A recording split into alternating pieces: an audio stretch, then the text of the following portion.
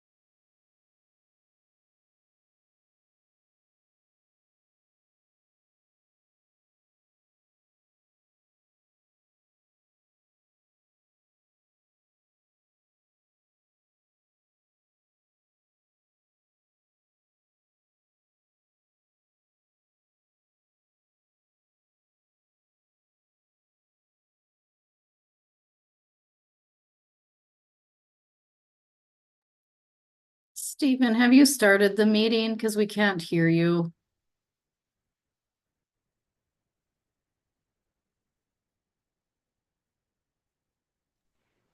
Can you hear me now? Now I can. Perfect. Apologies, I was muted. So that apparently mutes everybody. So I will restart my staff report for this public hearing here. As stated by Chairman Young, this application is related to an interim use permit to open a daycare slash preschool program in the Shoreland Residential District.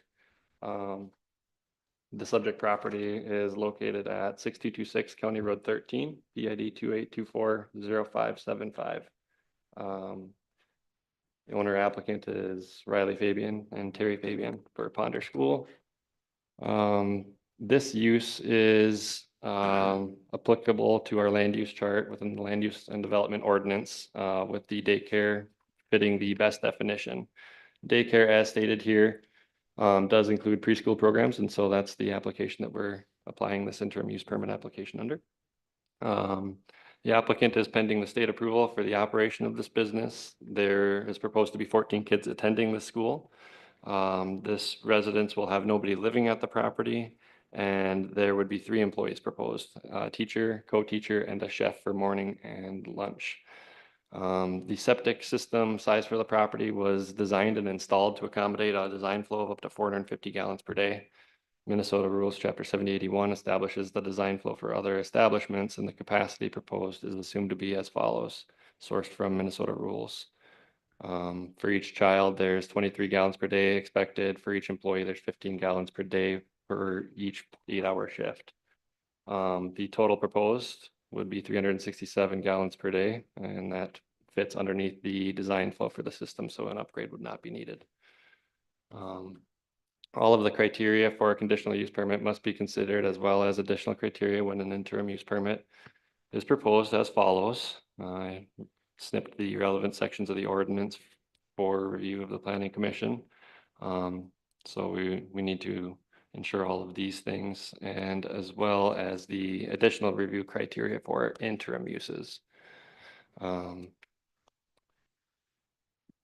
One of the requirements for an interim use permit is a termination by change in district. So that's an automatic trigger for an IUP getting terminated unless it's reapplied for. There was proposed to be a cleaning service commissioned to perform necessary work on the weekend. So that would be outside of the Monday through Friday proposed schedule for the daycare. Applicant proposed closure of this use annually during 2 weeks of the summer. And copies of all required inspections, licenses, and permits shall be submitted to the city as a requirement for this application. And that's what I have for my staff report. Does the applicant want to give us a brief overview of the permit request?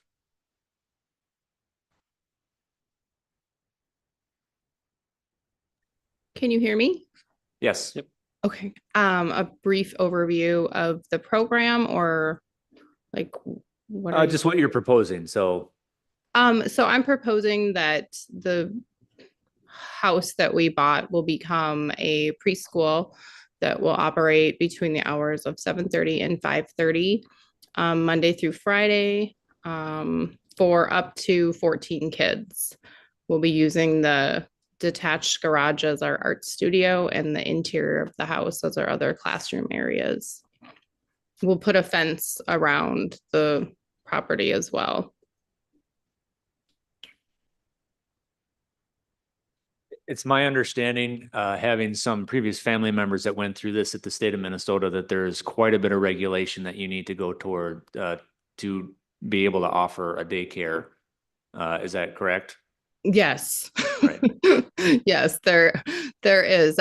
We already have our fire marshal approval. I've already had my first meeting with the licensing officer, and so far there's no improvements to the property or home that need to be made. Everything is up to code, and as soon as I have my loan from the entrepreneurial fund, which I can't obtain until after this meeting and the permit is obtained, then we'll finish purchasing our items. And once we have our items purchased, then we basically call the licensor back and we're ready to go. So we don't have a bunch of work to do on the property in order to get it up to par for the standards for the licensing agency. Okay. Does anybody have any questions? I don't either. Has there been any communications with neighbors on this? I've received no comments formally from any of the neighbors in response to my notices. I did get an inquiry from the Crow Wing County Highway and mostly related to parking. And as we can see from the aerial image, there's quite a bit of frontage and parking area available for coming and going, drop off, and there just would not be any allowance issued by the city for on-street parking on the county highway, but that's outside of our jurisdiction. Okay. at any rate, so. Okay. Just curious. Okay.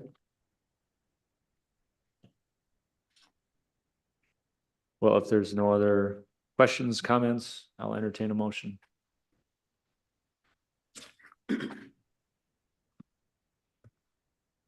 I'll move, that would planning and zoning, commission approve the interim use permit 013-25.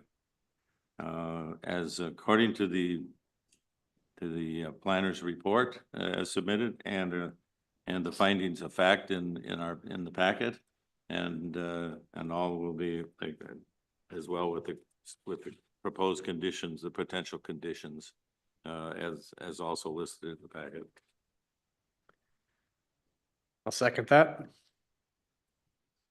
All those in favor? Aye. Aye.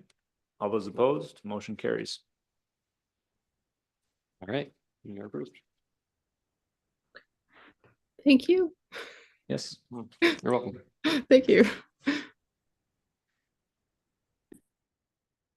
Next item is variance application 014-25 to obtain a variance for reduced setbacks for locating a fence along the property line within the setback to the ordinary high water mark level within the shoreline residential zoning district. Subject property is located at 26350 Edna Lake Road, PID 28030682. Owner applicant Shane and Megan Brewer, or Shane and Megan here. Okay, if one of you or both of you can come to the desk and state your name. Hi, I'm Megan Brewer. Stephen, your staff report. Thank you.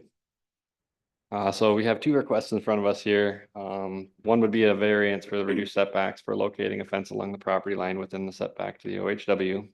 And the second of which is a conditional use permit for a fence not meeting ordinance standards along with property line setback to the OHW. The requirement of the conditional use permit I found to be kind of unique, but it is in our ordinance as a requirement under 20-529. So I had the applicant fill out both application forms for your review, as conditional use permits follow a different statutory process. Fencing ordinances allow for fences that shall not exceed 72 inches in height, cannot be erected where they create a visual safety hazard. No fence shall be erected within 10 feet of the shoulder of any public road or within 1 foot of the right of way. And all fences must meet the OHW setback, or if houses are in line, no closer than the front of the house, whichever is greater. No barbed wire fencing is allowed except in OSR when it's used for agricultural purposes. So in this case, in review of the site conditions, the house was, I believe, at about 30 feet from the OHW. And the more restrictive allowance in our ordinance would place the setback at 100 feet from the OHW.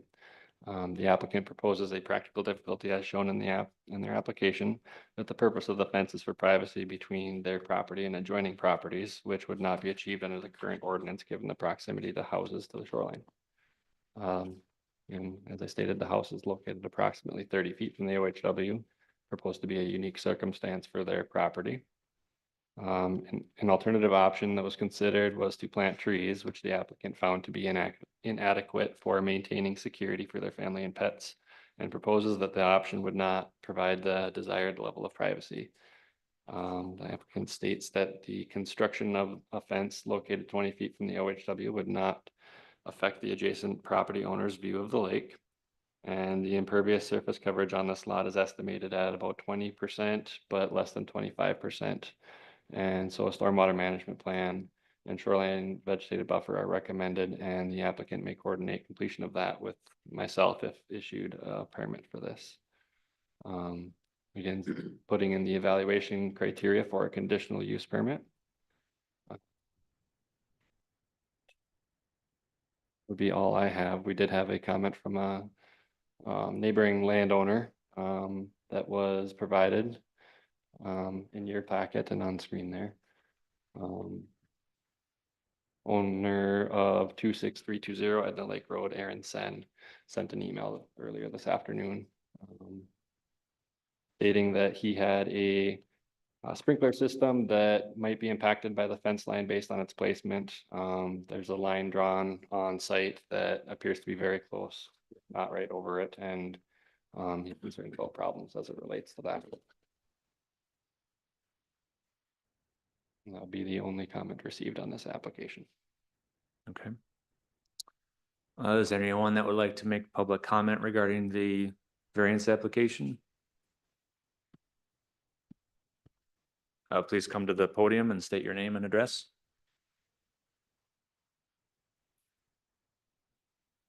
I am Lisa Gibbs, 26364 Edna Lake Road. I just have we're just wondering if the fence is gonna go all the way to the road. If that's the case, a part of their tarp shed is right on the property line, if not just a little over. So we were wondering if they were gonna move the tarp shed or, Okay. Oh, she'll address it to us and then we'll Okay. kind of refer it back. that's Okay. all I had a question about. Okay. Okay. Thank you. Yep. Okay, if the applicant will give us kind of a brief overview of the request and we can ask you some Yes. questions. So Steve did a great job of kind of summarizing. So we're just looking for that variance to get to the 20 feet from the OHW. We did have everything surveyed with Lakes Area Surveying. So as far as the concerns from our neighbor about the sprinkler system, that should be accounted for with our what we had previously done with Lakes Area Surveying. Right now, we do have a line in place just where the survey marks were put. So that's probably what they're talking about, in case you guys are wondering about that.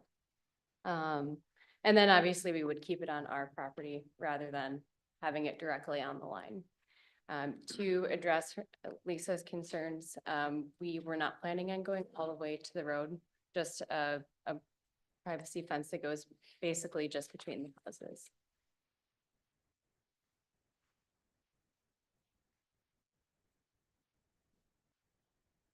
Are we aware of what the roadway setback is from Edna Lake Road?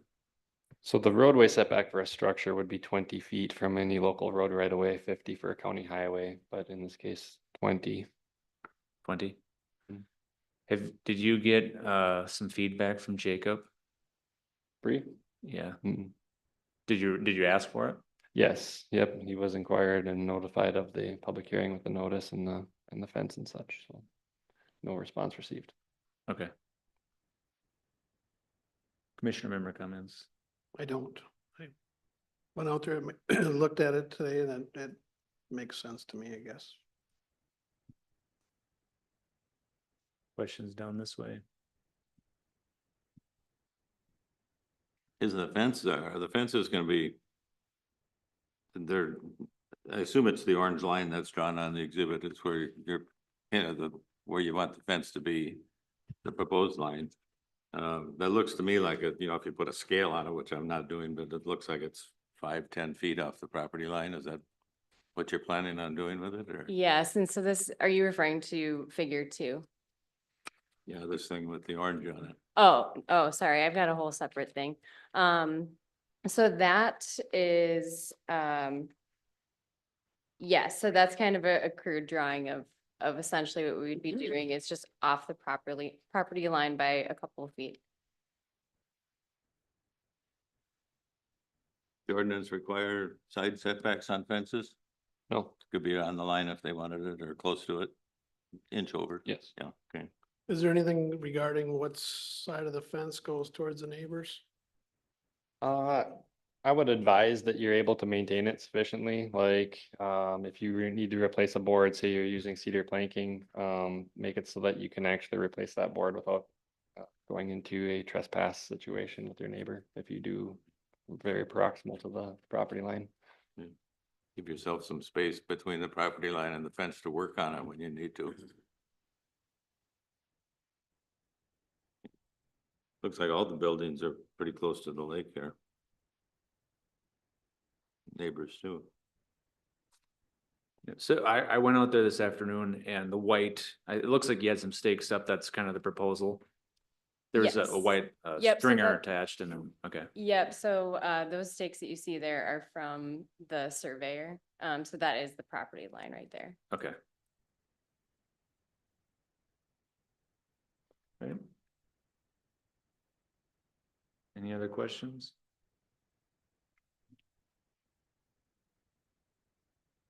All right, if there's no other questions, I'll entertain a motion.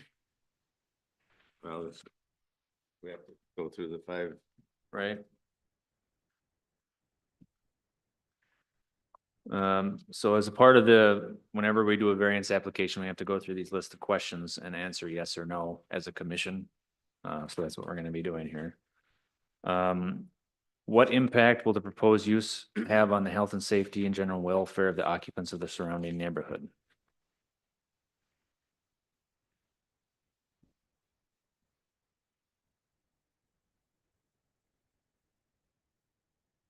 Does anybody have any? Josh, I think you're looking at the CUP findings of I'm fact sorry. versus the variance. Yep, sorry. No worries.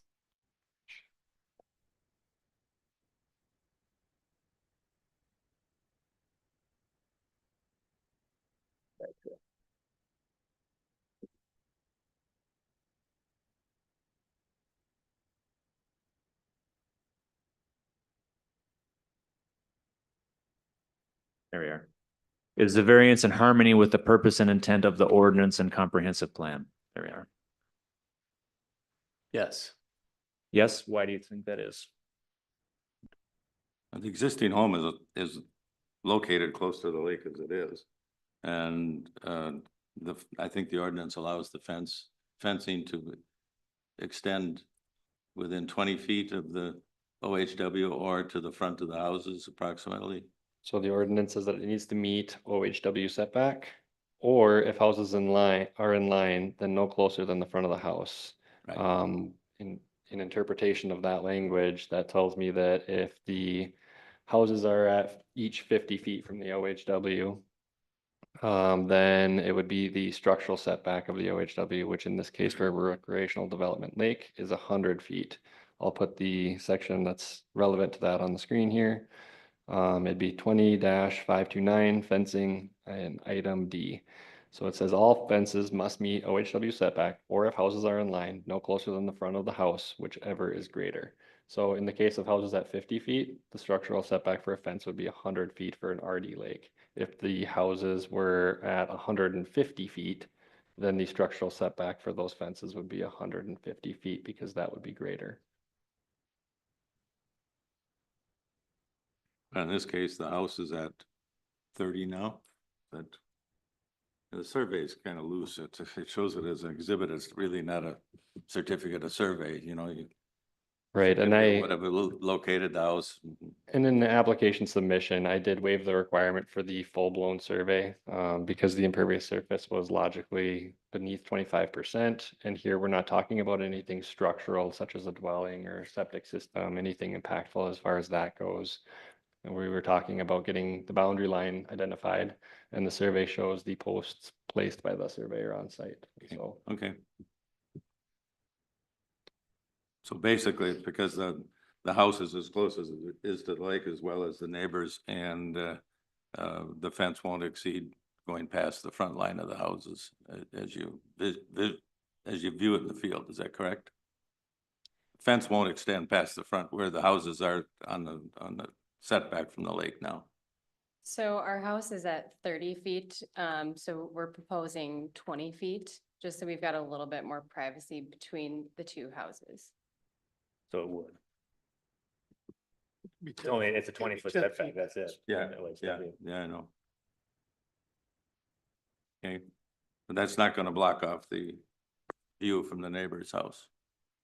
No, so, and I did take pictures, so whoever, Okay. wasn't able to come out, I've got pictures of, what things look like from either side. Yeah, Um, yes, saw those So- in the packet. Okay. Yeah. Okay. We okay with that? I didn't think it would obstruct. I mean, that was one Okay. thing that I was, No, that's fine. From when I stood there, if I was on the north side, I feel like it would. Just as I'm going on the property line, 20 feet would? yeah. So, I mean, if you chaps agree, I mean, it is, but I'm gonna say no. But if you overrule me, then that's what we do. It's majority rules, so, right, no, I get that. so, Well, it sounds like the fence, according to the ordinance, or the options, it should be no closer to the OHW than the houses are, the line of sight with the houses. right. Is that correct? Well, it's That's the way it sounded to me anyway. without a variance to the dimensional standard in the ordinance. No, then, I'm saying, okay. So we have to roll call it then. So, Danny, In harmony. okay? Yes, No, yes. Okay, and we'll move on to the next one. 2 is a property owner proposing to use a property in a reasonable manner not permitted by the city Nisswa Code of Ordinances.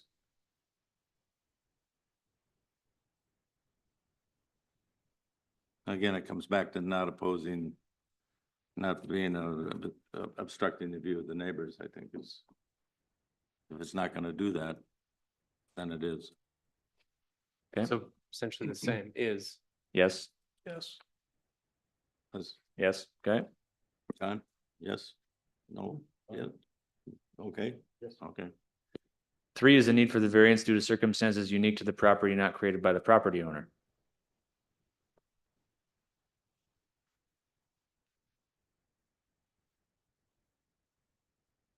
Well, the house, again, it all comes back to where the houses are existing. They're Right. sitting close to the lake, so, Right, and that obviously was not your creation, so. Yeah, is, Is. is, I would say is for that. John? Yes, okay. 4, the planning commission finds the issuance of the variance will or will not maintain the essential character of the locality. Will. it will. Why do you say that? We just have to have a description. well, I know one of the other neighbors also has a fence up. Okay, Doesn't seem to bother anybody. I mean, it didn't look like it was in the way of anybody's view either. okay. Yes, from Yes. Danny, yes from Yes. John. Gary? Yes, John, yes. 5, does the need for the variance involve more than economic considerations? It doesn't seem like it involves any No. economic considerations. economics got nothing to do with this. That's it. Okay, everybody's in agreement? 6, any other pertinent findings? I don't believe so. No.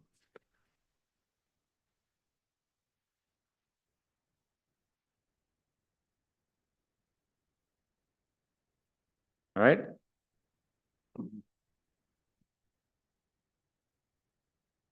Motion's supposed to be just for the variance and then another one for a conditional use permit, Correct. another item. okay. Next item is conditional use permit 015-25 to obtain a conditional use permit for a fence not meeting ordinance standards along the property line within the setback to the ordinary high water mark level with the shoreline residential zoning district. Subject property is located at 26350 Edna Lake Road, PID 28030682. So we kind of have to go through the whole process again for this next part, so. Could we Josh? include the dimensionality proposed from the OHW? What's that? Can we include the OHW proximity proposed of 20 feet to that motion? Yes, Maggie? Josh, we need a motion on that variance. Like a physical motion? I know we went through the findings of Right. fact, but we need a motion on that before you can go to the CUP. Okay, I'll consider a motion. I'll make a motion to approve the variance application 014-25 to obtain a variance for reduced setbacks for locating fence along the property line within the setback ordinary high water mark level with the shoreland residential zoning district, subject property 26350 Edna Lake Road. I'll second. Okay. All those in favor? Aye. I will be a no. Motion passes.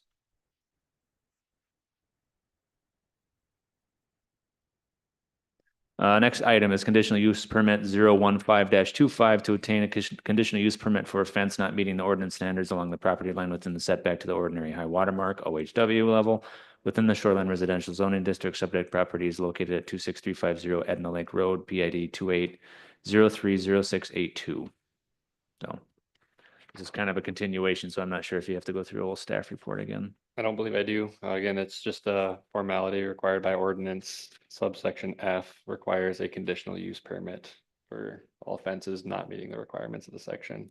I did provide proposed findings if you motioned to approve the variance, which you did, included in the packet. Okay. I will ask the audience if there is any other public comment. I can do that again. No?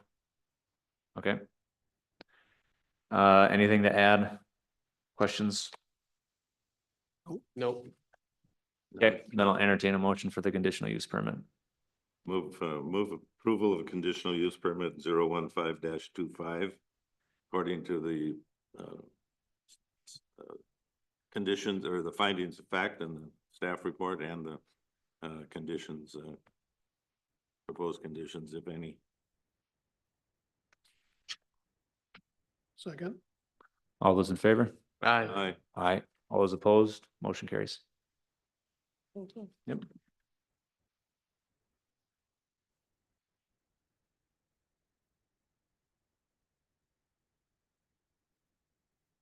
I'll entertain a motion to close the public hearing.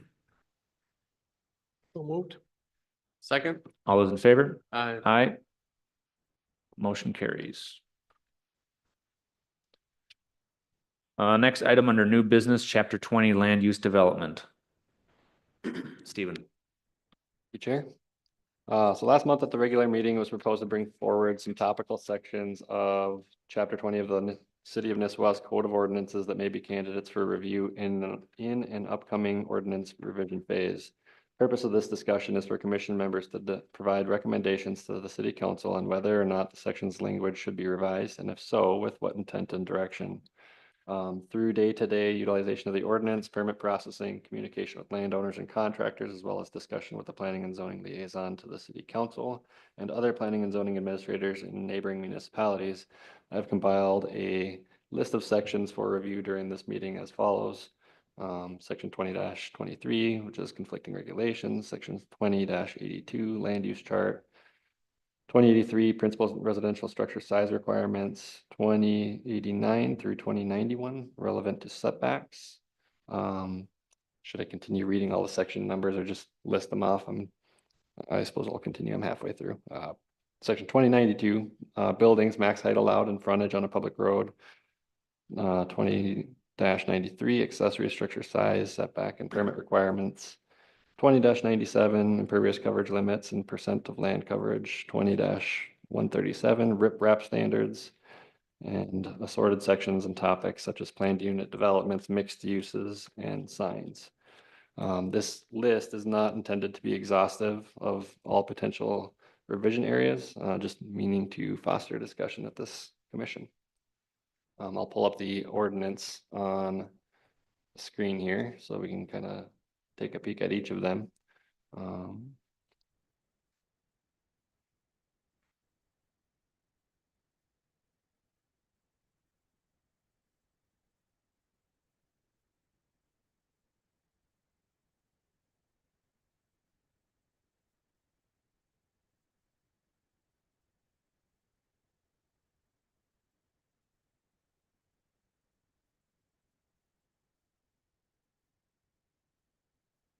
Yes, we do.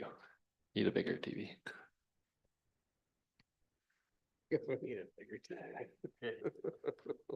So just high level cruising through some of the sections. Obviously, this is not, you know, a super formal, like going into each one and diving in, but just seeing whether or not the language in here is in harmony with the commission's ideas moving forward. 20-23 talks about conflicting regulations such as the determining a zoning district designation where a parcel lies between or within two land use districts. In that case, then it shall be classified in the zoning district, which encompasses the larger percentage of that lot area. It also allows for when a parcel is in the shoreland area of multiple lakes or rivers, the topographic divide, which way the water flows upon the parcel shall be used to determine which lake or river classification is used.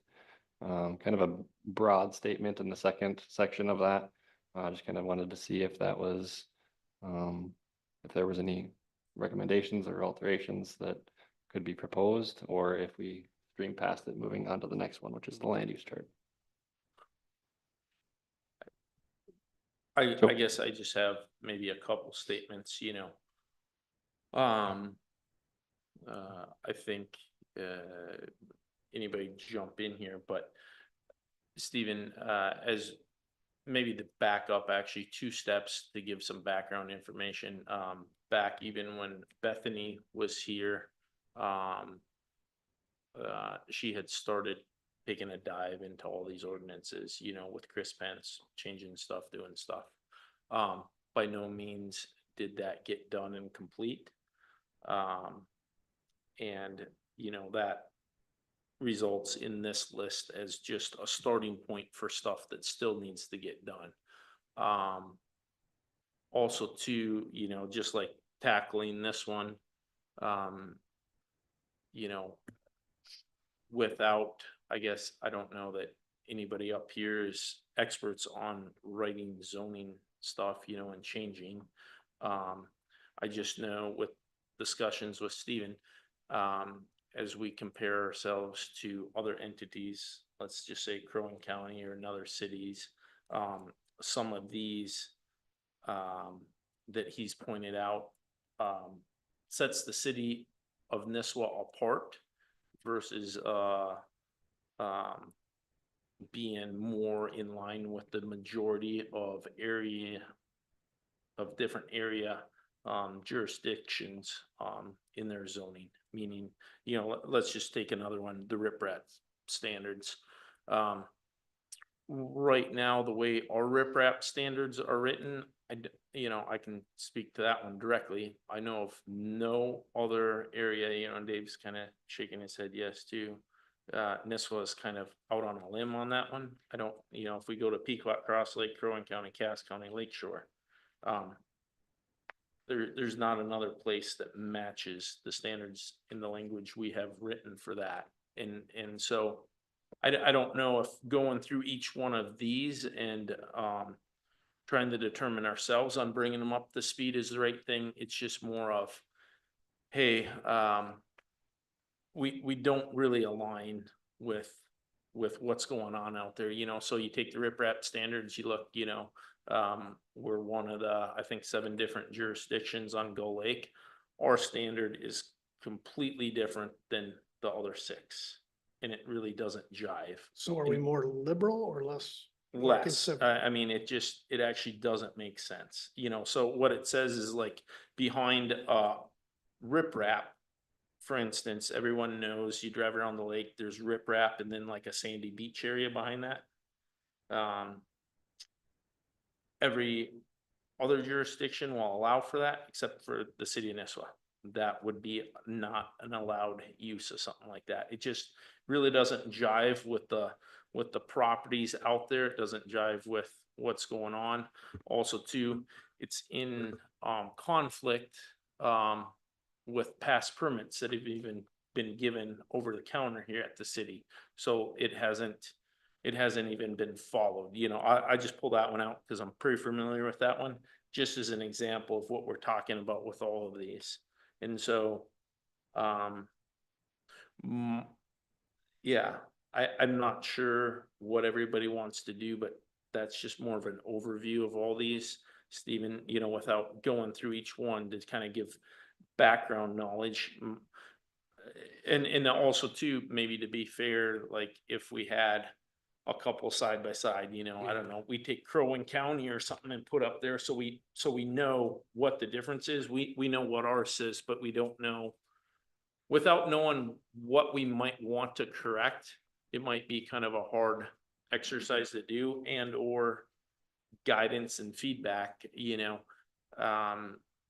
Is it something that we say, hey, we want to bring in outside help like Chris Pence has done for us in the past? And is that the best direction to go? No matter what we do, right now, these are kind of the top 10 that, for Stephen, people coming in, landowners, contractors, whatever, to go get a permit, and they're like, we can't do what? It's kind of frustrating, kind of, an inconsistency that has been kind of modeled here in Nisswa over the years on these and versus coming back and just doing variance after variance. It's like, these really need to get looked at and get more, I guess, in line with what we've actually been permitting over the years, because it first doesn't align with the permits that we've given, and B, it doesn't necessarily even align with other standards that we have in our own ordinance, and it doesn't align with maybe like even county standards and some, you know, with other state and DNR standards. So kind of as a broad topic, if that helps kind of what we're looking at, that would be my input to start with. Yes, as discussed, some of the things that are unique to Nisswa as it relates to comparison to Crow Wing County's ordinance would be a vegetative buffer requirement landward of the riprap. That is determined by a score sheet that staff goes out. Myself, I would go out and evaluate the vegetated status of the shoreline. The result of which comes out to be either a 10, a 15, or a 20-foot no-mow buffer. The shoreline model ordinance from the DNR recommends a 10-foot no-mow buffer, but that is not per se required by Minnesota shoreline rule.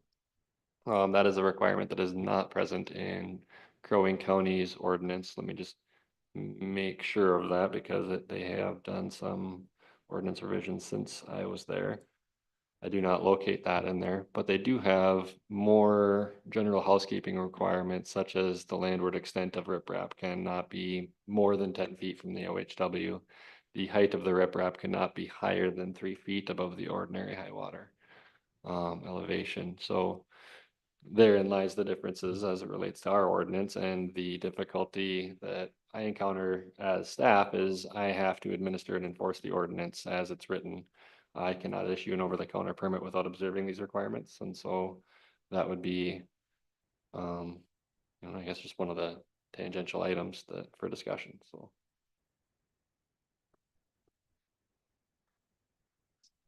We've got 9 of these. I mean, should we, as you were talking, should we have like 3 comps or maybe more, like the county? I'm thinking of like a matrix where you'd have like hours, the counties. Could be maybe complicated as we Lakeshore dive and into some of Cross these. Lake, but- and we can look at the matrix and say, And is that how you do that? well, and then I'll also say these 9 are the tip of the iceberg.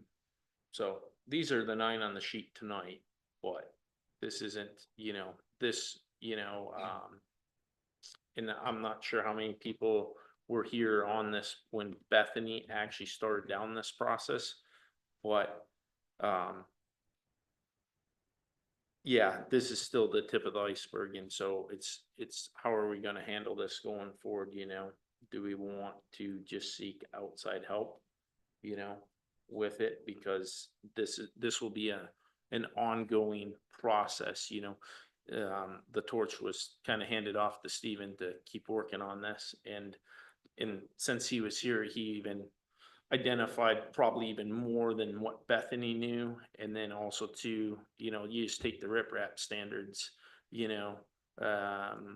once again, myself going and talking to Stephen going, well, hold on a second. 6 months ago, the city of Nisswa just issued this permit.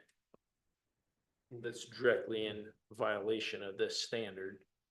And so, you know, I'm not, you know, pointing fingers at any employee or past employee or whatever. It's just, I think it's our duty to make it, correct, cleaned up, efficient, and easily followed language as we move forward. And like I say, it's just one example. My recommendation would probably be to, you know, get some outside help and or I've mentioned to some other people, this would be a bigger topic of conversation too, is, you know, on some of this, just going, okay, you know, the county has done a lot of work on getting their ordinance, and not that we just blindly adopt theirs, but that might be a better baseline for us even to start from versus our current plan. Because a lot of these, we don't even know the last time they were looked at or touched. There's not like a recorded date on when any of this stuff in the city of Nisswa has been looked at per se.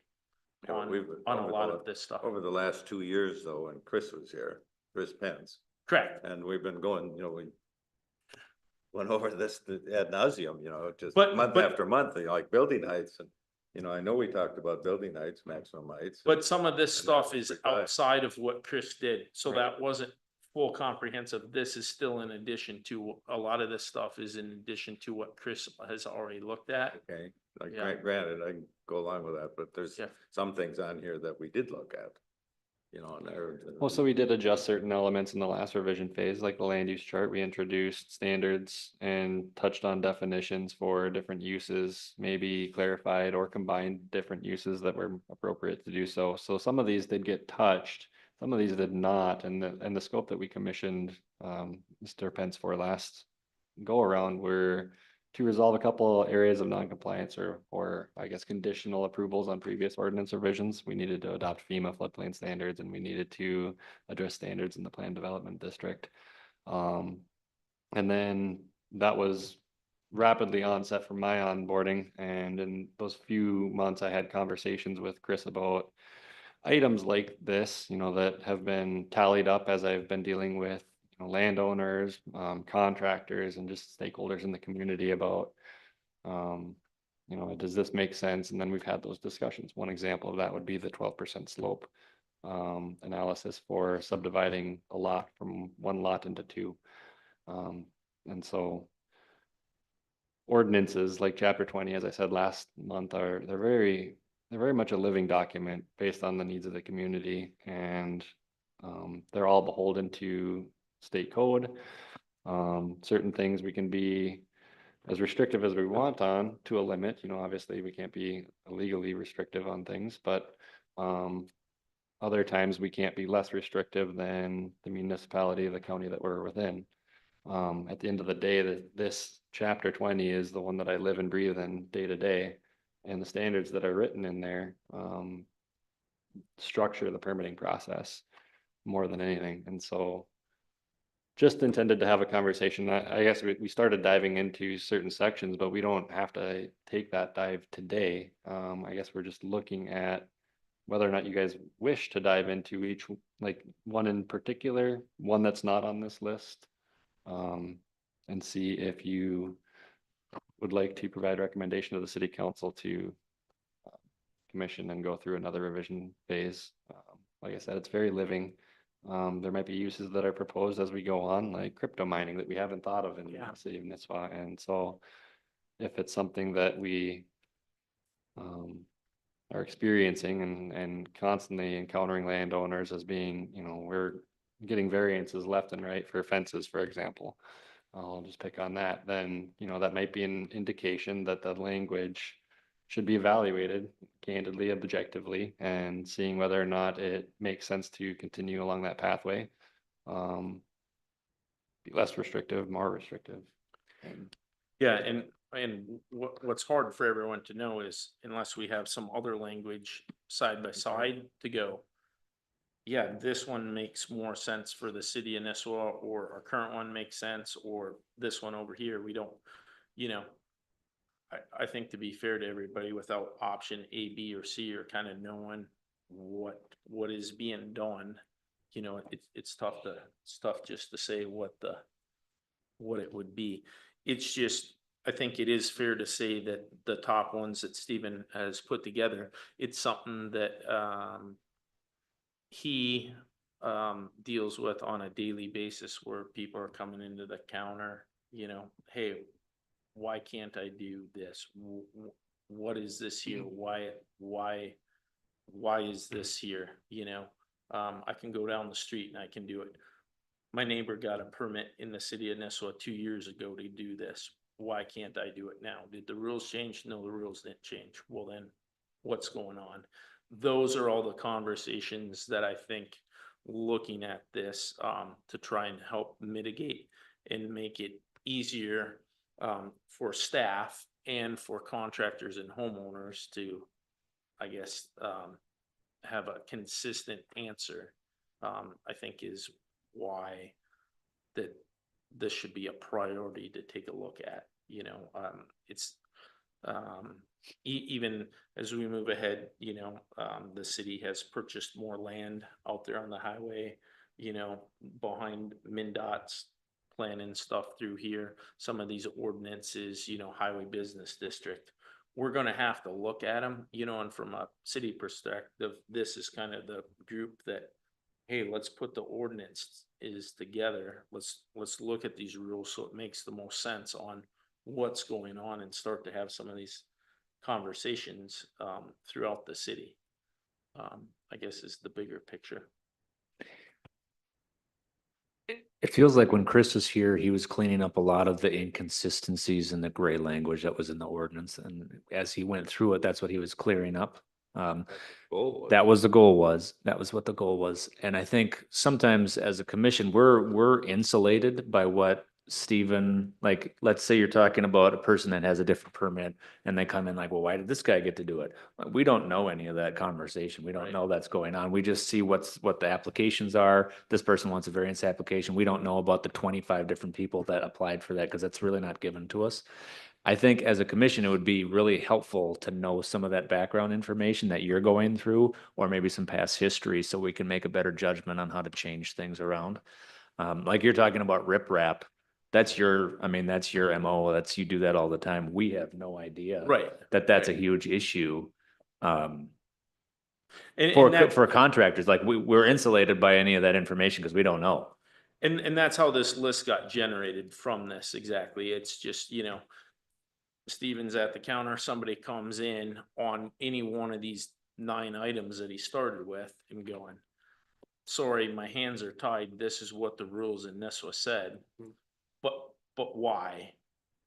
Because it says that. Well, what's behind it? You know, I can go down the street 5 miles this way and do it, or up the street 5 miles this way and do it, but why can't I do it in Nisswa? There's no,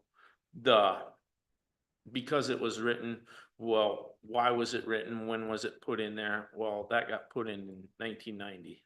Okay. You know, that's, you know, a long time ago. And so I think that's what we're bringing up here, to try and start that conversation. That this is going on, this is happening, it is taking place, and this is a starting point of stuff that needs addressed. It's just for you all to have a better understanding. Is it bringing on, you know, my opinion would be to try and bring on somebody like Chris again, because I think he's done an excellent job.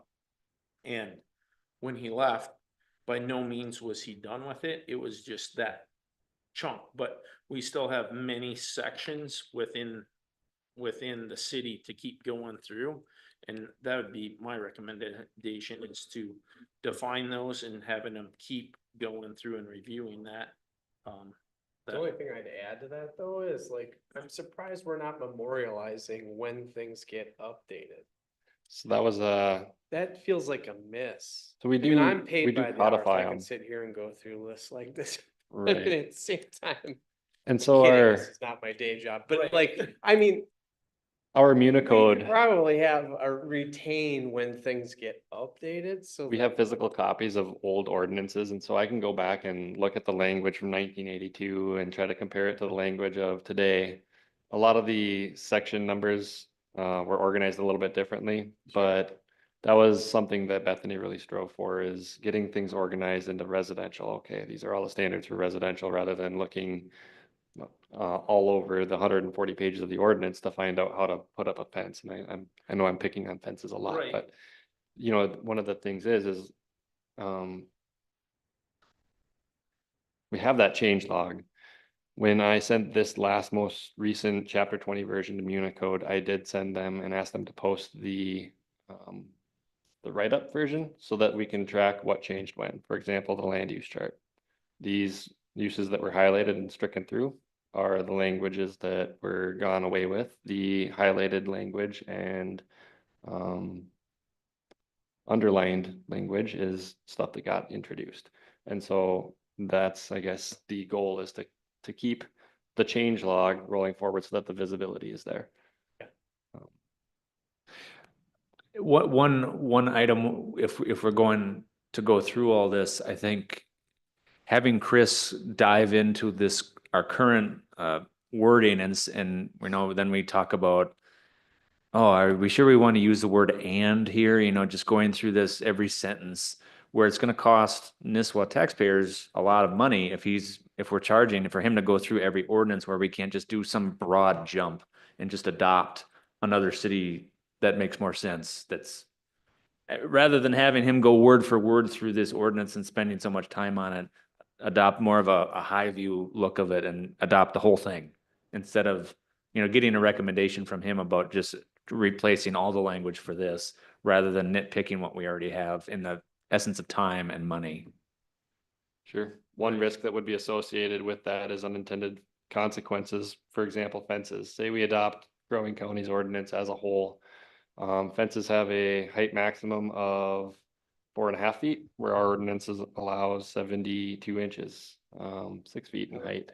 And so what we might do by adopting an ordinance from another municipality is all of a sudden adopt a lot of nonconformities in the community. So that would be one cautionary word of guidance to this commission, is potentially engage section by section and not say go through, you know, like start at the top and on page 1 and get to page 141. That would be very expensive if he's diving into every single word and letter. But generally speaking, in fencing, for example, we have item 6 here that says that fences shall observe all these standards. If it does not observe these standards, then the permit or the use shall require a conditional use permit. Well, in ordinances, if you're not meeting a dimensional standard, that's a variance, but our ordinance triggers to 2 different public hearings, as was the case tonight. A variance hearing, findings of facts as it relates to that statutory requirement, and a conditional use permit as it relates to the evaluation criteria stated in our ordinance. Some of that language, I could propose right now that maybe a variance alone is the more appropriate pathway to that, unless the goal is to have all those additional evaluation criteria that come with that conditional use permit. And again, happy to entertain any suggestions. But when I work day to day with people, all of a sudden I know right away if they're proposing closer than the required setback, I got to get them here for a variance. And then in reading that section, it also says I need a conditional use permit. Well, that hidden language triggers a second public hearing, a second recorded document that's required. Is that the intent? These are all listed numerically here, though. They're On not, my- these aren't listed by ranking of where you've had problems. 1, 2, 3. This is Correct. worst. Number 1's the worst, second's the. Correct. Yeah, that was just numerical scanning through the ordinance. At the end, I just said assorted sections and topics because I wanted to keep the memo at a 1-pager. Well, it might be best if you were to generate another list that's priority list, rated. Some triage, And yeah. planning commission so that triage. You're For having the instance- problems, and bring those problems to us so that we know what it's causing for the public and yourself and the staff. And then Yeah, we can and I talk think about it. that's kind of what he's done without going hey, this client or this person did this, you know. I guess one of the things I would challenge maybe everyone up here to do is, you know, let's take one that's not on here, I don't think, is the sign ordinance for Nisswa, right? Signs. I would say right now, if I challenged everyone to go home and read the sign ordinance and then really read it, study it. A, try and figure it out. B, try and understand it and apply it to a business in town or community, and we come back next month. There's 6 of us sitting here. I bet none of us would align on the interpretation of it, what it really means, and how to apply it, and then why even part of it makes sense or what we're trying to accomplish with that. I would venture to guess, even in that one, we'd have 6 completely different responses, you know, in looking at it with just, you know, with just the area of signs. It just, Steve can say yes. So it's just, that being an example, if people want to go home, that would kind of give a taste or a flavor of what we're trying to explain. I guess that's the best way, until you dive into it a little bit and actually read it and go, wait a second, what am I reading? What does this mean? Well, how does somebody get a sign? How does somebody change a sign? Okay, you need the square foot of this, you know, the open-ended interpretation on it. And then and then drive through town and go, well, that's non-compliant, that's non-compliant. Well, that's non-compliant. Well, we're letting them do this and none of it meets the ordinance. So like, what are we doing? So I guess that would be my challenge right now. And that would probably be a good example of what Steven's up against. Yeah, for example, just scanning through the sign sections, there's 12 pages of language in there. We do have a lot of land districts that we define the uses and the sizes of each one. Process for some of them, like area identification signs, have to be processed by an interim use permit. And that 12 pages does not count all of the ones at the bottom in the definition section where it literally defines what is an area identification sign. So I mean, it's a hefty section of the ordinance, for someone that doesn't spend their days in local ordinance evaluating and interpreting. Yeah, that'd be an undertaking to try to make sense. People scratch their head when they look at some of this stuff, but that's why I'm here to be engaged and talk about it. As it relates to signs, I don't really have super suggestive changes other than what you guys. You're never gonna come up with a sign ordinance, so that doesn't require variances from time to time. You know, it's just the way it is. Well, No, but just, I mean, it's so. I've been fighting with signs, having a business in town Right. forever, putting a sandwich board out. I mean, Right. it literally makes a huge difference in our business, whether we do it or not. And, you know, there's same people put them out. Our employees hate putting them out. You know, and that's why I think people that don't need them don't put them out, but people that need them, put them out. Yeah. But are we doing it against the ordinance? Probably, but we continue to do it because our business needs it. Well, that was just changed recently for downtown, but But I mean, it's, you go to like Crosby. That's a now, great example. We've got a store in Crosby. There's no one cares. No, you do it because, I mean, business is what, I mean, this is, you know. if you got a special going on, you put the sandwich board Well, on. If you but don't, I mean, you it's don't. even, I mean, obviously, you know, the comment that I got one time was, well, you should have bought on Main Street. Well, there's nothing on Main Street for sale. So, you know, if I pay taxes, I pay, you know, everything comes around, sales tax, all that stuff comes around. So I mean, it's frustrating for us, but yet we need to do it. I mean, I've got to the point where I said, I'm gonna let her van and park it out there every day, you know, but it's just, You wouldn't be the first one. no, I know, but it's not, it's that important to a business, or Yeah. at least our business. So I mean, it's something that I agree that we have to look at, not just signs, but everything. It's like I'm on, you know, Lake Shore. Lake Shore is different from here. It's almost confusing sometimes. Is Lake Shore, you know, won't allow this, we do, you know, and you're literally a sign apart, you know what I mean? walk Well, on the it's- lake shore, and all of a sudden everything changes. So I agree that, you know, again, I think that when we go through these ordinances, we should really look at what our neighboring communities are doing, if it makes sense. And maybe they're, you know, I don't know if we want to be more liberal or conservative with our ordinances, but I think at least we should take a look at what they have in order to figure out if we're too conservative. Or if we adopt, like you said, a big section, maybe we want to take the more liberal approach when it comes to ordinances.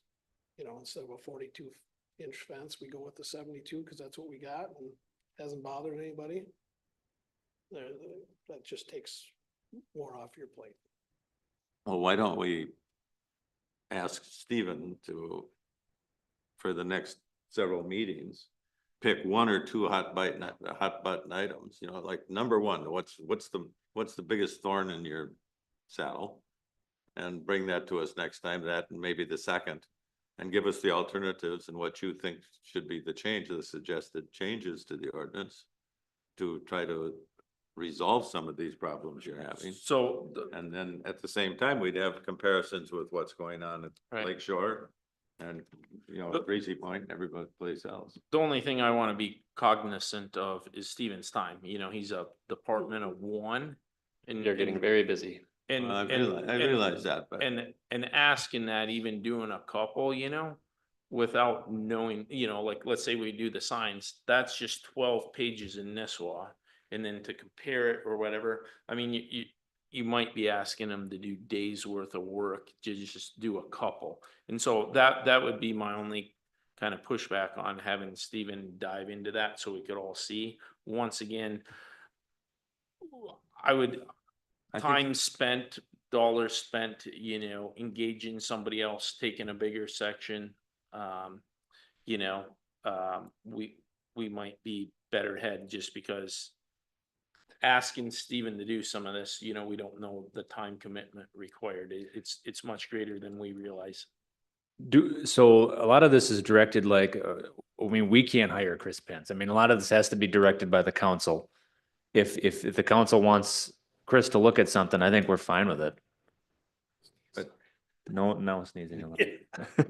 They need a recommendation But they- from us to do it. That's- Right, they need a recommendation from us to do it. And I think we're all in agreement that we would be fine with that. Yeah. But it seems, you know, we've been working on this for 2 years, Right. 2.5 years. It's been over with now for what, 6 months, whatever. Yep. And I think everybody was glad that we got to where we did because we were feeling better about the ordinances and it was gonna solve many, many questions that were coming up every day. And all of a sudden, it's coming right back and we're gonna hire Chris there's somebody, you know, a consultant to go over again what we just finished doing. But I don't think that's what you don't understand. He didn't get must not. through all of it. He only did certain sections of it. He didn't go through everything, you know, like Steven said, that's the thing. He didn't go through all these things with a fine tooth comb. He just did certain topic sections, you know, Steven can kind of hit on that. And I think that's the myth. We're not talking about going through and rehashing. We're not asking working the him work to that was just done, correct. you know, because some This of is it, like, additional work. you know, like some of it, like, again, we get back to building heights. I mean, we talked about that, We did. maximum size and impervious surfaces, that was all covered. And we changed the And building. we changed them. I think we changed them. Yeah, we did. Isn't the maximum building height 30 feet now? Yep, it was 30 feet. 25. It was 25. Okay. So, I mean. But also too, you know, a 30-foot building. I really- It really doesn't do anything. You're over 2-story, but you're not quite 3-story. So also too, what other municipality or governing agency has it set at 30 feet? There's not one that I know of. And so like if somebody can go out and go, somebody else has it set at 30 feet. Lake Shore does. Lake Shore does. It's 25. I think Crow Wing County had a 25, standard but one too. yeah. but- But not saying that it's right or wrong. Right or wrong, I'm I'm just- just saying that. I'm just saying the number that was picked, you know, why, once again, I'll be the person that asks why. It didn't really help anything or solve anything because it didn't allow for a 3-story building.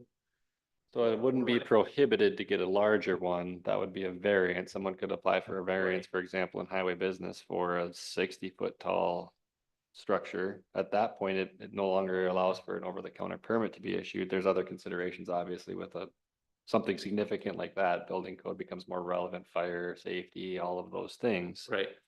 But then all of that can be structured through the variance process if that proposal did come forward. The styles now are like 10, 12 roofs. So I mean, you get to a 2-story and they want to put, you know, a different pitched roof on it. All of a sudden that throws you over. So now you're, Right. you know what I mean? Well, in the past, we've had people come in, I think the last, what was it, three years ago, they were looking at apartments. And I think they ended up building that apartment over in Baxter that they were looking at here. And part of the reason why they didn't come here is because they can't add the 3rd story and then they couldn't cash flow if they couldn't get past the 3rd story. Correct. Now, some people might argue that they don't want apartments here. And I mean, I get that view. Yeah. So in my opinion, some of that height ordinance was because of that. Like they want to restrict apartments being built in Nisswa, so they're gonna set it at 25 to 30 feet or whatever, so it's impossible to do it. But then my question is, you know, also too, is this in line with the comprehensive plan now? Right? Because last time the comprehensive plan that was done, the number one biggest thing from everybody living in this town was housing. Housing needs, affordable needs. So here we go. We don't want apartments. But also too, are we listening to everybody living in this town? Because according to the comprehensive plan, that was the number one need. And here we're saying we don't want it.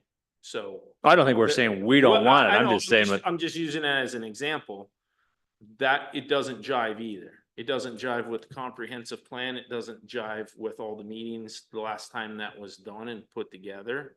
And, you know, and we're conflicting again. And so that's why I think some of this needs to have a bigger dive. I'm not saying that we need to fill up Nisswa with apartments either. I'm just saying, you know, none of this stuff has ever meshed very well.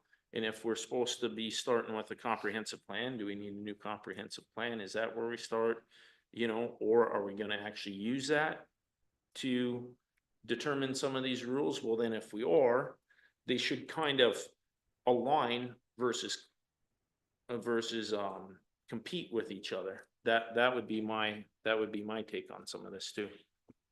you're not gonna get a lot of community engagement if it's not controversial. So if it's controversial, then this place will be packed. I Right. mean, then we'll get lots of feedback. Right. If it's like the sign ordinance or whatever, we might not get a lot of engagement because not a lot of people care, Well, except for you. don't bet on that. The That's- business that's- people probably care, but the people that are living in Nisswa, like me, I mean, I don't even notice the signs when I'm driving through. You probably notice them wherever you go because it affects you directly. The last time the sign thing was talked about, this place was packed out. That's how we got the 12 pages. There was standing room only in here the last time the sign ordinance was brought up. Well, whatever. So if some items are controversial like that, like anytime you do development on a lake, it's gonna be controversial, no matter what you do. So, yeah, all I'm saying is I don't think that we can just go status quo and keep going. It's just not working for the city. We're out of date. We need outside help. We're not redoing what Chris already did for a whole, but as we continue to look ahead, you know, look at behind us, we're not exactly too, you know, in complete control of what our highway is gonna look like running through this town, how it's gonna change, how it's gonna impact. And rather than being reactive, I would say that, you know, challenge everyone here to be more proactive. Let's start looking at this. Let's start talking about this. What's gonna happen when these frontage roads get closed? What does this town need? You know, even if it's not an apartment, what if it's some other structure that's 3-story, you know, a hockey arena, something like that into the town.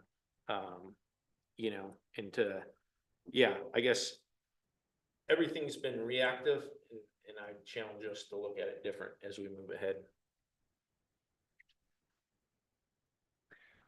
So we, as a commission, we'd like to recommend have Chris Pence look at some of these, are we coming down to that? Or we're having So, Chris Pence I request would the have city to council engage Chris Pence to see. to engage Chris obviously, Pence. But. I think um, I would like to add a caveat that we need something really specific and concrete. Right, a scope. And especially time, because we don't want to waste a lot of money either. We would like to know how much we can spend, how much Chris can spend on this. So it's efficient Yeah, Right. exactly. rather than government. But it all comes back to Stephen again. Right. Right. You know, he's gotta pick out the specifics. Here's, we're having problems here, there. These are Yeah, the and my main problems. challenge, Stephen, So is it if, still is gonna come back to Stephen throwing something out on the table for us, maybe at the next meeting. Just bullet items. Sure. Of priority, 1, 2, 3, 4, 5. You know, and then go from there, and then we can start talking Chris Pence and consultants or whatever that you need, if you need to satisfy these things. Does that make sense or not? Yeah, I'm not asking you to spend a week at this, just, you know, you should be able to. yeah, I can start engaging him, talking to, is he available for, another revision phase over the summer? Obviously, things are getting busy both here and at the county where he's employed, but I can reach out to him, gauge his interest, start talking those high level pain points like riprap or fences, and just kind of come up with a bulletized list, bring it back to you guys for recommendations. I'd just like to hear more from you where the problems really We are. we want to aid your work. Specifically. So it's not a huge, long process for you to be taking 3 days to do something. Right. To engage with us what you want from us.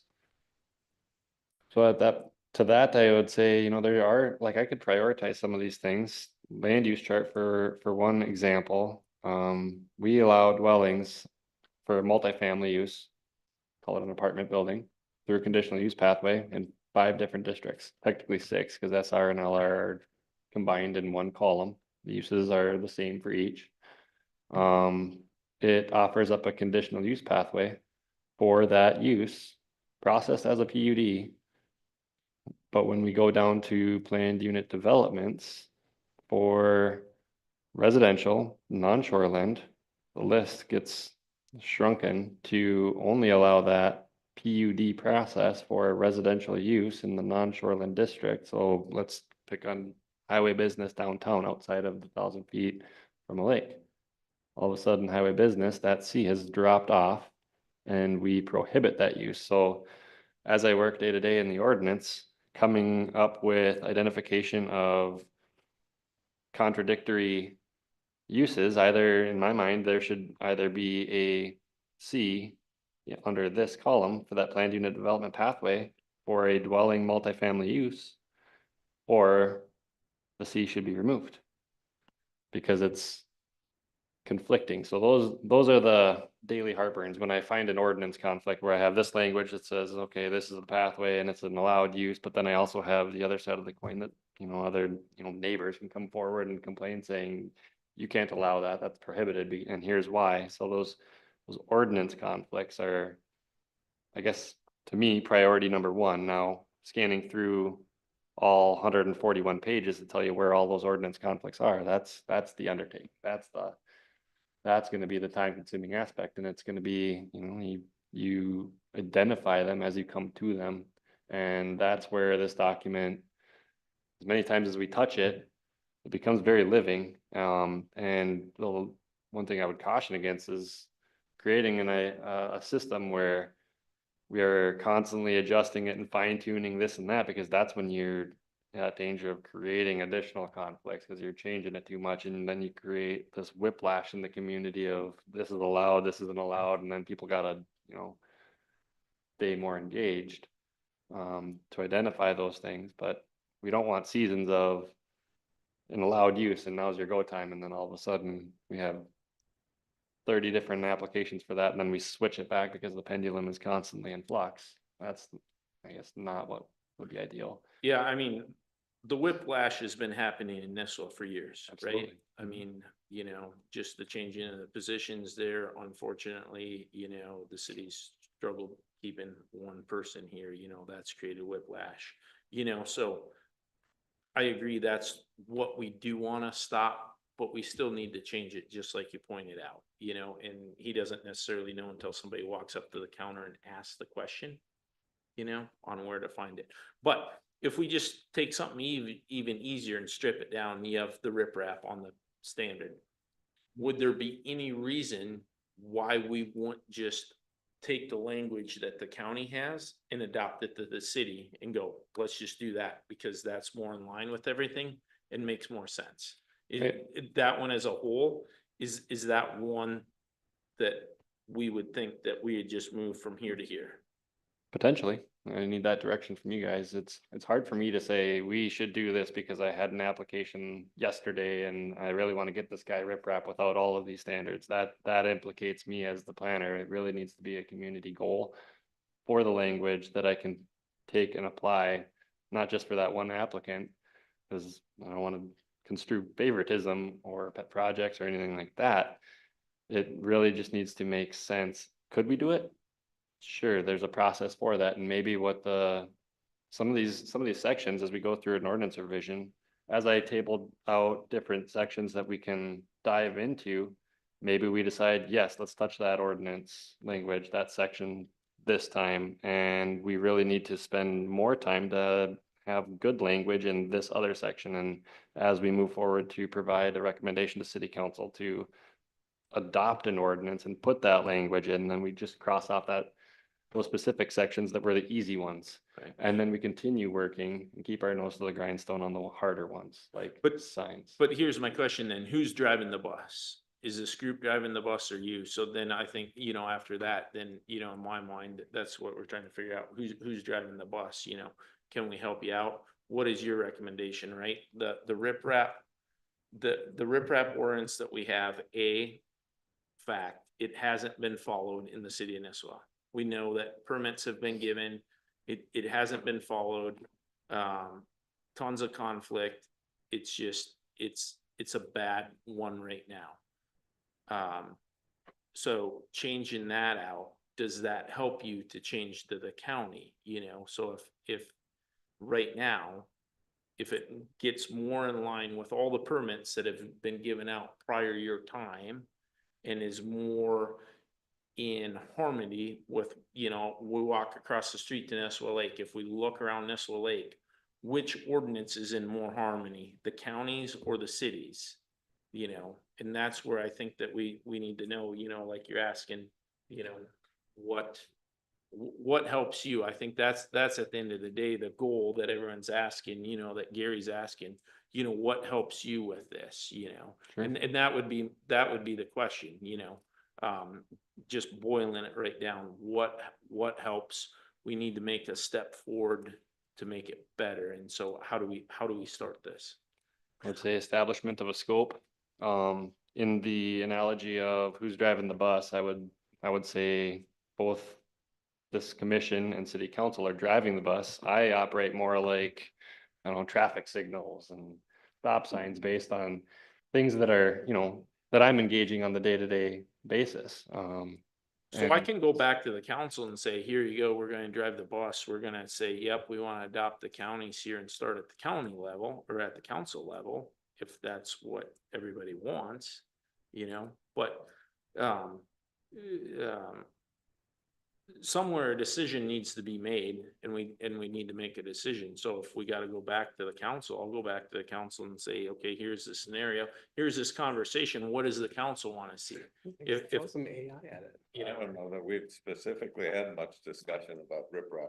Well, and I can it's see, just an example because, yeah. I it's- could, It seems like we're homing in on riprap as the number one item here, and I don't know that. Like Well, we're picking on it, we're and not just. I understand why Steven doesn't want, I mean, he shouldn't, he feels like he shouldn't be the dictator in Nisswa saying, well, I don't like this and I don't like that. I mean, that's your role. You were elected, we weren't. Sure. So if you as a city council want to direct us and direct us what you want us to do, I think we're fine with that. Yeah, and what the problem though is people come into the counter and go, my neighbor just got a permit a year ago from this. Yeah, from the that's city bad. of Nisswa. And now you're telling me I can't do the same thing. What happens? I got one from Bethany. Now you're in Yeah. here. Did the rules change? No, the rules didn't change. Yeah, that's bad Only- policy. Only the person Yeah. changed. You know, and that's what the issue is. we've got to correct that. That's what's going on. That's just the facts. You know, and that's what's going on, and it puts him in a very tough spot. So just not to get. Yeah, we can't change what happened in the past. Right. No, All we can have to change now is what Steven does. Somebody comes in looking for a permit and he either says yes or he says no. If you say no to them, then they come in and ask us for a variance. so we need to change the rules then. You know, if this has been allowed and it was okay and the city was allowing it, and never following this rule, well, why do we have the rule if it's never been followed? Change the rule. You Some know, of those things we have to really hone in on whether or not it's there by statutory rule or maybe rules. I'm gonna pick on septic systems. Minnesota chapter 7080 has all the standards for residential systems. The county can adopt more restrictive language, and the county has adopted more restrictive language, but there's also language in Minnesota rule that says that local municipality within a county cannot be less restrictive than the county's adopted standards. And so some of those rules, you know, it's hard to say. When you look at any specific section and subsection in here, some of that might be more restrictive language, some of it might have been driven by rule, and so that's where the rubber meets the road on an ordinance revision is, can we change this section? Well, I think that's, Joe was making the point, and that's what he was using for Crow Wing County as an example. I mean, if they're doing it riprap, then there has to be a reason why we're more restrictive, so what is it?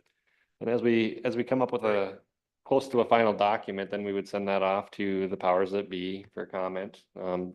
Anytime we touch the shoreland ordinance, it has to get signed off by the commissioner and get, you know, their approval or guidance on it. They might say, well, it looks like you are proposing to change this language and you can't, and here's the statute that says why you can't change that language. And so really just getting the ball rolling down the hill, talking about different areas of the ordinance that are, you know, problematic, haven't been observed, whatever you want to call it, and then taking the dive through proper process, holding the public hearing, putting advanced comment notice out there, and seeing if it sticks and passes this body, goes to city council, passes that body, gets published in the paper, and now it's code.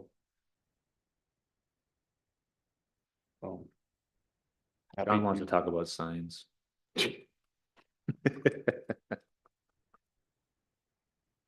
Okay. so, why don't I bring this information back to the council? Sure. Yeah. And then have them help give some direction moving forward.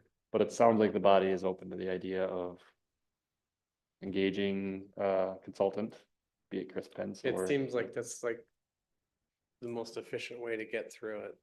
But Provides benefits. hopefully it's not, the meter just doesn't keep running and running and running. Seems like the number one item though is conflicting regulations, correct? Well, I picked on that title in particular, just because our ordinance, I guess, showed with the multifamily dwelling, there might be language that goes like this and points to it's allowed, it's disallowed, and so it's in conflict, and so.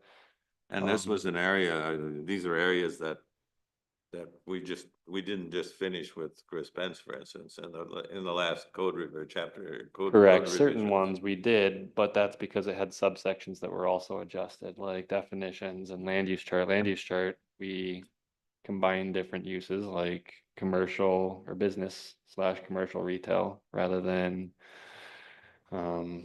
specifically calling out retail use. We bundled it and changed the definition to be a little bit broader application from retail stores.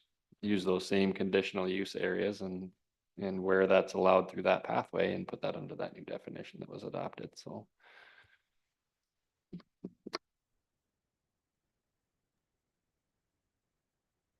Super. I'll go back to the council and get some clear guidance.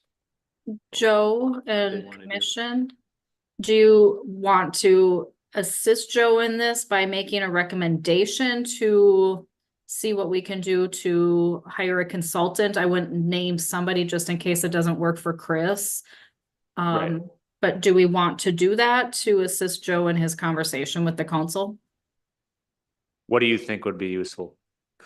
Yeah, to just go back and probably have, this conversation at the council, just with these bullet points, whether it be riprap or auxiliary structures, and just go, here you go, we need to give some clear guidance on what we need to do to help Stephen out, to help this board out, to move ahead, so that you guys, consensus would be maybe to look for an outside group to help, but then also to look for direction from the council on priorities on what needs to be changed, what wants to be changed. Because like I say, coming down, the city bought the land south of town, that's gonna impact rules. This highway stuff's going through, that's gonna impact rules. Stuff is gonna need to happen, and so I think it'd be appropriate to start at the council and say, okay, here you go. Here's the task. We want you guys to focus on highway business district, for instance, or the sign ordinance or whatever, and get that direction from the council. Does that make sense, Maggie? Yes. Let me throw something out just for historical purposes. We've got downtown, we've got Nisswa, as it always is. It's got the Nisswa feel and, the vibe to it.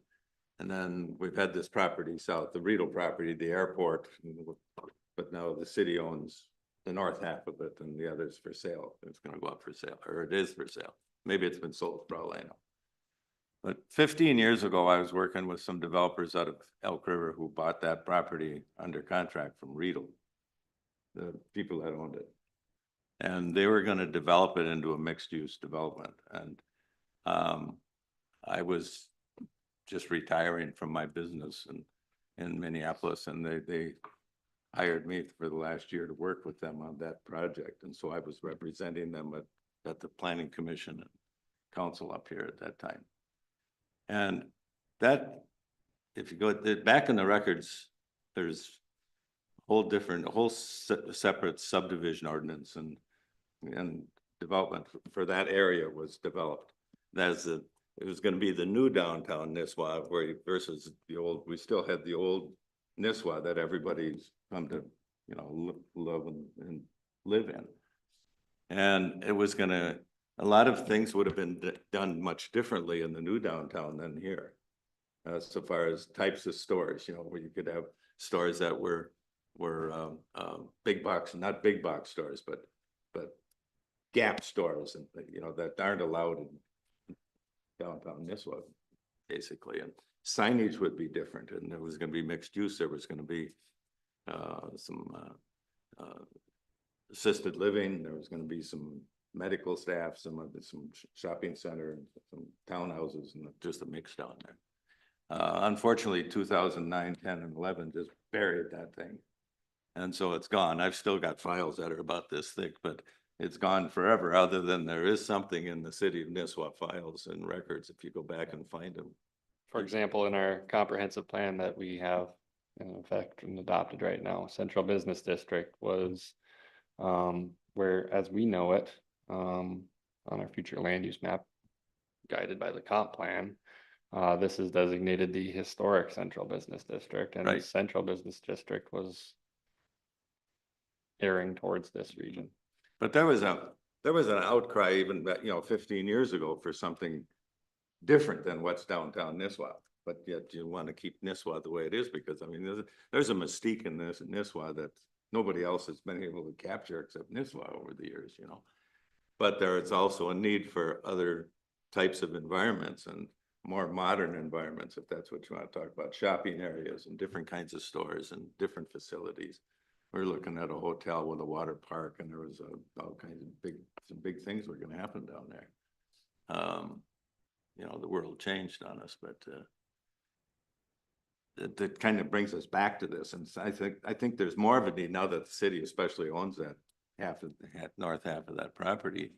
And we know that the city needs it for its own infrastructure, a lot of it for fire and police and water and whatever, but there's still going to be a lot of property down there that could be re-guided, to much more along what you're talking about, Right. Where it's much more of a modern feel to it. I don't think anybody wants to get like Well, not downtown even- Minneapolis, It's not even a modern feel. It's not even to lose what we have in Nisswa. right now, our ordinance doesn't even allow us to duplicate what we have going on here down there. Yeah, right. So it's not, I'm not in favor of box stores, I'll say that, and bringing. No, anything no, up. that's, But, and I but to use the keep the term. Nisswa feel and Yeah. duplicate that down there, our ordinance currently doesn't really allow for that to even happen right now, and that's where Yeah. we and- need to do a bigger dive into Yeah, looking the at plan, the what- plan at that time wasn't to duplicate downtown Right. Nisswa. It was have something entirely different, Right, but something that's blended in, and it's happening at Grandview. All those, you know, the old cabins that are down there, they're all being removed. They're all gonna be replaced with two-story, you know, modern condominiums. The same Yeah. thing's probably gonna happen at Cragen's now. That's been Yes. sold, and Yeah. they've got different, they're already, I've heard some ideas of what's happening down there. And that's all gonna be modernized, and so that end of town needs to be developed differently, you know, right. anyway, so. Okay. I don't even know why I threw it out, but just for historical purposes, yeah. that's. We been- appreciate it. that's I, been it was dealt with interesting. before. Yeah, I didn't know that. Didn't know that. So. It was the Six Flags that was, they talked Yeah. about coming in there, Yeah. right? Yeah, a lot of people don't know that, Yeah. but yeah. Yeah. But and one of the reasons why it got shut down is because it didn't meet the height ordinance, because it's gonna be too high. Once again, our 30 feet, it was but that's past history. But back to Maggie, Well, that's, you know, that comes back to McDonald's wanting to be where Wendy's was. Right. They just couldn't live with the low arches, right? you know, it was the signed ordinance that killed it, so. On the other hand, we sure need to find a use for that property. So do we have to make any recommendations, Maggie, on our end or no? I would say it would be up to Stephen or Joe if they think that that would help the conversation for the council to approve moving forward with something. Yeah, maybe some sort of recommendation to the council, you know, for some guidance, some direction, whatever. If there's conflicts in the existing regulations, the way they're printed now, we've got to change those. I mean, that's our duty to be here, Right. so. But I don't think we as a board know what those conflicts are. Stephen does, so. Okay. So the motion, what is the motion? Do we even need a motion? For Joe to bring, Maggie said, yeah, we need to have a motion so Joe can bring it to the council. Okay. To recommend a conversation at the city council regarding an ordinance revision of chapter 20. Identifying sections, but not limited to those in this memo, and I can attach this memo and we can have the same conversation, but with that body. Okay. That sound okay? I don't know. Repeat it. Perhaps you recommend to bring this conversation to city council No. to, initiate an ordinance amendment related to chapter 20 land use and development. Maybe help me out if there's a better phrasing of it, of Are that. we gonna add something that with the possible, inclusion of an outside. Of a consultation. Outside consultant to help Yep. us, such as we've had for the others. Chapter 20 ordinance. Because that's gonna be an changes. expenditure item, so, yeah. Yeah. Maggie will come up with something that sounds really good. Yeah, you got that, Maggie? It's all up to you. Maggie, Thanks. 8 o'clock tomorrow morning, we'll have the magic in our hands, so. Well, maybe not that soon, but do you want me to add something like a priority list set by staff or Yeah, Yes. something? Okay. yes. Yeah, priority list, yeah. Prepared by staff. Good. All those in favor? Aye. Aye. Who actually made that motion and seconded it? Gary, Gary, Okay, seconded. Yeah, we can't have Stephen making it, can we? no, Yeah, I made it. okay. Maggie, I'm so sorry about the start of the minute of the meeting. That's all right. I just will need to know who made some motions at the beginning because there won't even be anything on the recording. I got those down. Okay, wonderful. We'll touch base then tomorrow. And, All right. oh, we're not done. We still have No, stuff on this no. agenda. No, we aren't. Nope. no, that was new business. Old business done. Now we're on to city planners report. All right, thank you. So in the last month, since we last met, I've issued 12 additional land use permits from, again, accessory structures are kind of a big item. Right now, new family residences are kind of on the uptick as everything's kind of thawed out in the community. So yeah, 12 permits issued, some septic systems, sewer connections, getting some of the winter conditional use permits and variances coming forward for their land use permits at this time. I did provide the city council with some three specific, well, four. I had two different growth options, but budgetary scenarios. One involving a 10% reduced budget for my department. One being flat, only including, cost of living increases. And then a third option for what would be like a wish list or a growth opportunity. Provided those three to city council, got a little bit of feedback from them. Obviously, budget for 2026 is a little ways away, but we're kind of grinding those gears to come up with what makes sense for the department budget moving forward. One of the topics that was brought up was city council's stipend, planning commission stipend, whether or not there'd be any options to look at that. The city council was looking at trimming 10% as one of the asks was 10% from the department budget. Well, is that something that this body would volunteer or entertain, provide recommendation on?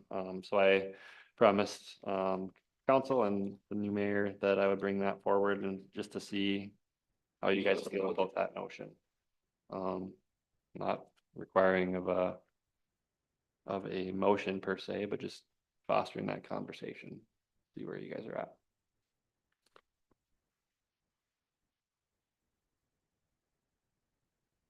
Better hit me with that one more time. Yeah. So 10% reduction in what? I believe you guys get $80 per meeting, and so. Oh, I see. In our gigantic pay? Oh, I see. That was I'll the. go along with anything. If it saves the city money, by God, then we should do it. It doesn't make any difference to me one way or the other. So if we go back to completely voluntary, that's what they want. Why, if that's gonna save the city's budget, like, have at it. How's that? Any other comments or? Won't be many other, I'm sorry if I talked to you further, but You're fine. for the others of you, but.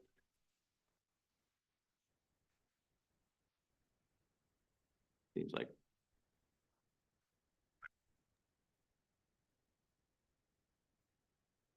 You could let Steven know later too. If Sure. you want Yep, it you on can the. provide me feedback individually if you want. Okay. You have mine. There. Yep.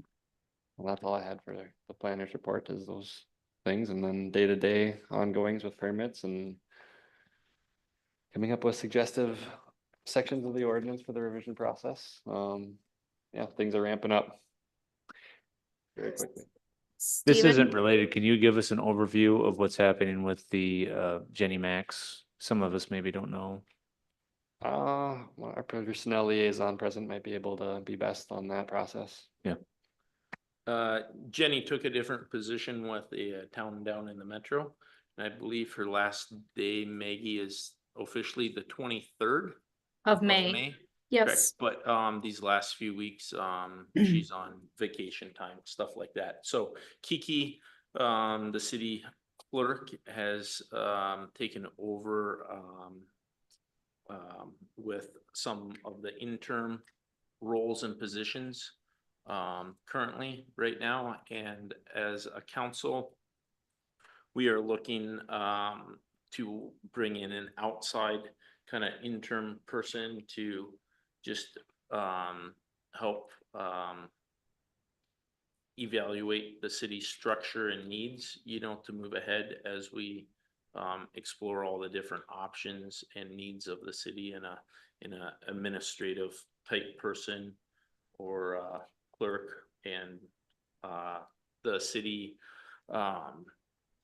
labor attorney is really kind of guiding those steps directly, step by step, for the city on doing that. So that's kind of, I'll say a recap of where we're at. Source well be, I'm sorry. will source well be utilized to fill in? I don't think right now, you know, there's, Or for planning? yeah, we've been in talk with, you know, the league, you know, down there. They have a lot of great references too for us that they've provided, to help find an interim person too, for something like this. So, yeah. Okay. I mean, not saying that they might be, but not right currently now, but that's kind of the update that. So have they posted the position? No, no position has been posted or anything. Where we are currently right now is just an intern, you know, we're just looking for somebody from the outside to come in and help during the interim process until we figure out, you know, what would be posted. I'm learning a lot about the government and the proper steps to go through stuff like this. And so, like I say, the city labor attorneys really kind of guiding this process and the proper steps to take during the transition period. Okay. Any other questions, comments? I have one. Yes. I just wanted to, sorry, Stephen, you didn't mention it, but I just want to make everybody aware that the council and the city staff is hosting a town hall meeting on May 13th, which I believe is a Tuesday, from 5 to 7 at the community center. So all are welcome to attend and ask questions and see what the city's got going on. Thank you. All right, if there's no more questions, comments, I'll entertain a motion to adjourn. So moved. Second. All those in favor? Aye. All those opposed, motion carries. We are adjourned. Thank you, Maggie. Gary, Yes, I'll leave it. thank you. I'll Have give a it to good- Steven.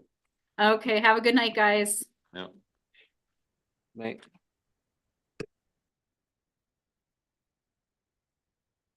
You guys have